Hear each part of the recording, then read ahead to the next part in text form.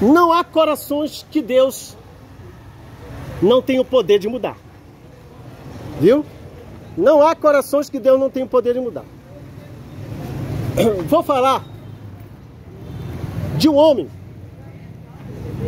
chamado Agostinho de Hipona. A Igreja Católica o titula como Santo Agostinho. É porque a Igreja Católica ia colocar o nome de santo, né, para todas as figuras, né, de bíblicas, né? Você vê São Pedro, São Paulo, não é verdade? Muito bem. Agostinho de Hipona. Quem era Agostinho de Hipona? Em que tempo ele viveu? Século IV. Século IV. Um homem devasso, prostituto. Onde ele residia? Em Hipona, na África, uma província do Império Romano. Mas veja bem, a vida dele vai ser transformada. A vida desse homem vai ser transformada. Porque não há coração que Cristo não possa mudar. Trazendo para os nossos dias, para você entender melhor, Agostinho de Hipona seria aquela pessoa que não teve um cabaré que ele não entrou. Era um prostituto mesmo. Mas tinha uma mãe que dobrava o joelho e orava por eles. Você que é mãe, pai, sabe disso. Ninguém quer ver o filho ou a filha que nem um porco, sujo, imundo, pela prostituição, nos motéis, nos bordéis. Não é verdade? Só uma mãe louca vai achar divertido o filho ou a filha chegar pela manhã carregado, bêbado, que nem um porco animal, com odor da prostituição. Esse filho causou muita tristeza, aquela mãe. Mas ela não desistiu dele. Ela estava então no templo, olha só. Ela estava no templo, de joelho orando e chorando. Quando... Ó, escute aí que eu vou dizer. Isso aqui não é história de carochinha, não. Isso é história mesmo. Tá? Isso está no livro Confissões de Agostinho de Hipona. Qualquer pessoa que dá início a um curso teológico, uma academia teológica séria, vai tratar e vai falar de Agostinho. E aí a mãe estava lá orando, chorando pelo filho, quando o seu pastor, o bispo Ambrósio, chega até ela e diz: mulher, vá para sua casa, pois eu ainda não vi Deus não responder a oração de uma mãe que chora. O que aconteceu? Olha aí. Agostinho estava sentado na praça de Milão. Sabe Milão, né? Para quem gosta de futebol, lembra, né? É Milão, na Itália mesmo. Não existe essa praça lá. Está sentado na praça de Milão. Século IV, viu, pessoal? Século IV. Está sentado lá e já cansado daquela vida. Porque o pecado chegou um momento que cansa, pessoal. É aquele que começou fumando, né? O primeiro baseado de maconha, cigarro de maconha. É divertido, né? Eufórico. Aí vai passando esse tempo. E aí veio então a sobrecarga, o cansaço. Aí quer desvencilhar daquela vida, mas está já todo acorrentado. Não acontece assim? Por isso muitos buscam ajuda em casa de recuperação. É aquele momento de beber e que acha muito divertido, né? Causa uma sensação de euforia. Aí quando percebe, está preso à bebida e não consegue se libertar. A prostituição não é diferente. Começou-se como uma coisa muito prazerosa, mas depois foi cansando. Por quê? Porque Deus não fez o homem para ser um porco. Deus não fez o homem para estar enxafudado na lama. Mas Deus fez você e fez o homem para causar louvor e glória a Ele, para ser uma pessoa livre, para servir a Jesus e adorá-lo. Aí voltando para Agostinho, Agostinho está lá, e a oração no interior de Agostinho era: Deus, até quando? Até quando eu não consigo deixar essa vida? Foi quando, escute, foi quando Agostinho escutou a voz de crianças que dizia assim, ó: tole leg, toma e lê, toma e lê. Eita, aí Agostinho lembrou daquele livro sagrado. Aí correu para casa dele. Aí o que aconteceu? Ele abriu a Bíblia, ó. Ele abriu a palavra. Sabe quando você abre aleatório, irmão? É? Abriu aqui. Aí foi abrir. Pá! Caiu Romanos, capítulo 13. Os olhos dele foram fitos nisso aqui, ó. Vai alta noite e vem chegando o dia. Deixemos, pois, as obras das trevas. Andemos dignamente, como em pleno dia, não em orgias e bebedices, não em dissoluções, não em contendas e invejas, mas revesti-vos do Senhor Jesus Cristo. Esta palavra entrou dentro dele através das janelas da alma. Pregador, o que é a janela das almas? Da alma? É os olhos. Entrou no coração e todas aquelas correntes do vício, da prostituição, foi quebrando elo por elo da corrente. E aí se tornou um homem livre, liberto. Agora um orgulho para a mãe. Eita, um orgulho muito grande. Sabe por quê? Escute aí que eu vou dizer. Depois do apóstolo Paulo, ele foi o maior teólogo que a igreja teve. O apóstolo Paulo escreveu mais da metade do Novo Testamento, para quem não sabe, né? Depois dele, Agostinho de Hipona foi o maior teólogo que a igreja cristã teve. Que orgulho. Deus pode fazer assim com o teu filho? Pode. Deus pode fazer assim com o teu coração? Coração prostituído, um coração debaixo de trevas? Tu já tentou várias vezes deixar essa vida e não conseguiu? É porque tu estás em volta de grilhões, correntes. Mas aqui está, ó, a marreta do Senhor que quebra os cadeados, os ferrolhos de bronze, destrói os portões de ferro e torna o homem livre. É isso aqui, ó. Não há corações que Deus não possa transformar. Agora, vou dar um salto no tempo, porque a gente estava com Agostinho de Hipona no século IV, né? A gente vai lá para o século XVI, 1545. Ó, escute o que eu vou dizer. Isso é história geral. Não se sinta ofendido. Se você quiser averiguar, você pode procurar os livros de história.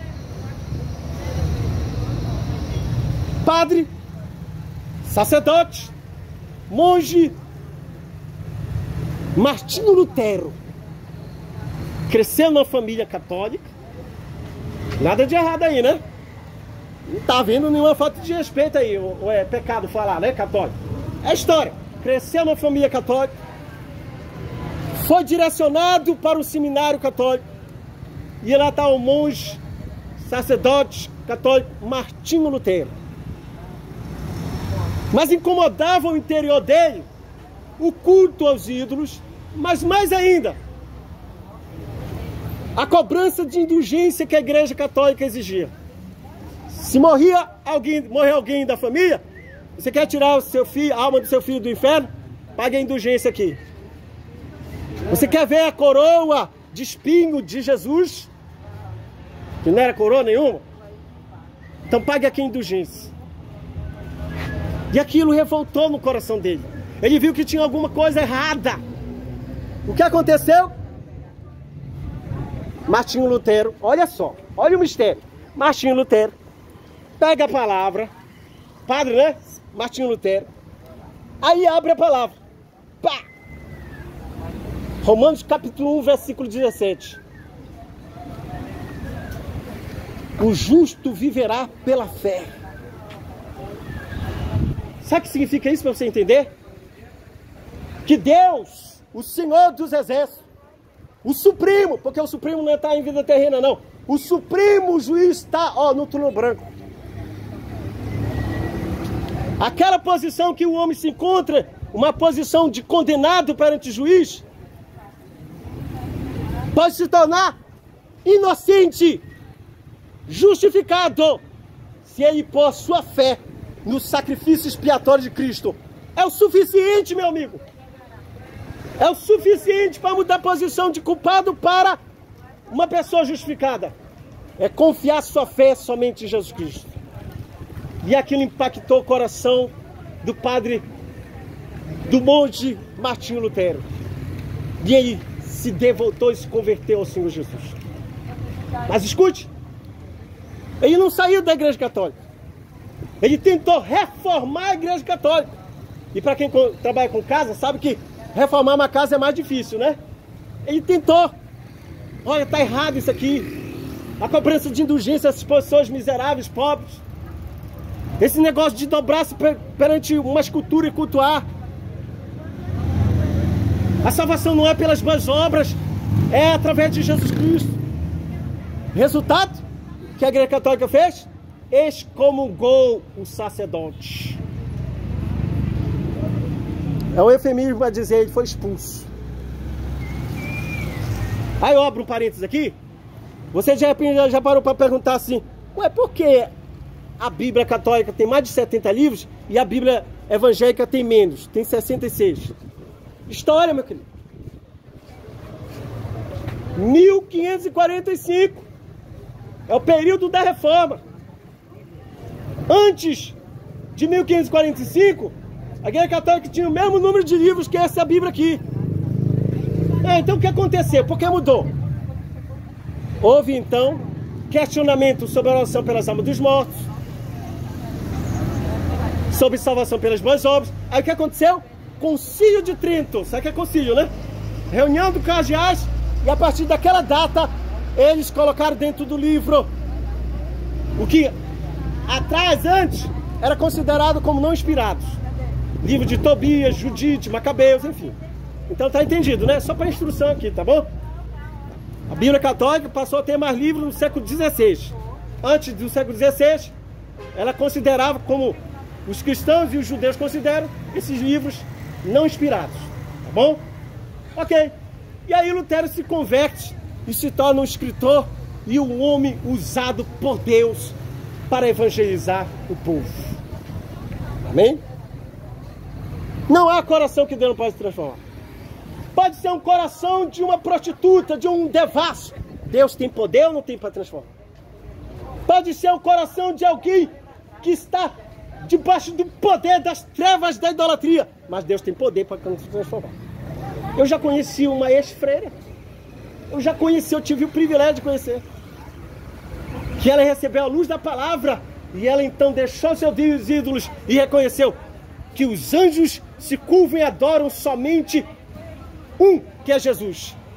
Por isso, a oração do Pai Nosso: seja feita a tua vontade na terra como é feita no céu. E aí ela descobriu que estava fazendo a vontade, mas não era a vontade de Deus. Porque a vontade na terra deve ser feita como é feita no céu. Os anjos só dobram e cultuam o Senhor. E aí ela passou então a servir e adorar somente Jesus Cristo. Agora eu vou falar de uma mulher. Livro de Apocalipse. Olha só o que acontece, pessoal. Vamos ver quem é essa mulher? Olha aí. Apocalipse capítulo 2. Apocalipse capítulo 2. Olha só. Porque quando a pessoa não vem por amor, quando ela não dá ouvido à doce voz do Senhor, Deus vai com a sua mão pesada sobre ela. Ó, havia uma mulher, isso é o que eu vou ler para você, tá? Chamada Jezabel. Qual era o entretenimento dessa mulher? Levar o máximo de homem que ela podia para a cama. Essa era a diversão dela. O que acontece? Deus vai dar um basta. Porque Deus deu tempo para ela se arrepender e ela não quer. Eu vou ler aqui, você vai ver que eu estou dizendo que está na Bíblia. Escutou, homem casado? Tu que gosta de deitar com mulher casada? Tu achas mesmo que ficarás impune? Horrível coisa é ser ferido por Deus. A conta vai chegar e ela não demora. E não é conta de papel não, de boleto não. E o custo é alto. Não temes a tua vida não? Te humilha e ouve a doce voz do Senhor. Faça que nem Agostinho de Hipona, que era um homem devasso, um coração prostituto, mas Deus transformou a vida dele. E não poderá ele transformar a tua vida também? Então rompe hoje, corta essa relação com esse homem casado. Senão tu serás ferido. Aí vamos lá, olha o que é que diz aí dessa mulher, né? O Senhor diz em Apocalipse capítulo 2, versículo 21. Dê-lhe tempo para que se arrependesse. Ela todavia não quer. Não quer arrepender-se da sua prostituição. Ó, Jesus ama tanto essa mulher, tanto, que ele poderia ter dado logo ferido logo de morte ela, né? Mas o Senhor vai fazer ela prostrar de cama. Ó, como diz aqui, ó. Eis que a prostituta de cama. O que significa isso, pregador? O Senhor está dizendo assim, ó. A cama que ela está usando para saciar suas paixões proibidas é a cama que eu vou usar para açoitá-la. Ela vai cair doente. Sabe o nosso dia, para você entender melhor? Vai cair com AIDS. Vai cair com soro positivo. E eu aproveito para deixar uma palavra aqui de advertência para você. Você que sabe que é portador desse vírus maldito do HIV.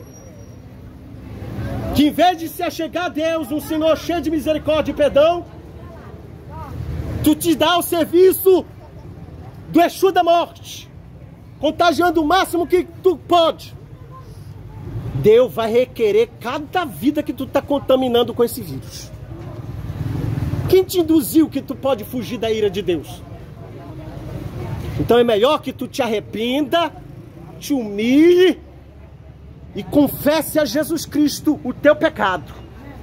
E encontrarás salvação para a tua alma, alento para essa aflição, e verás que é bom servir e adorá-lo, Senhor.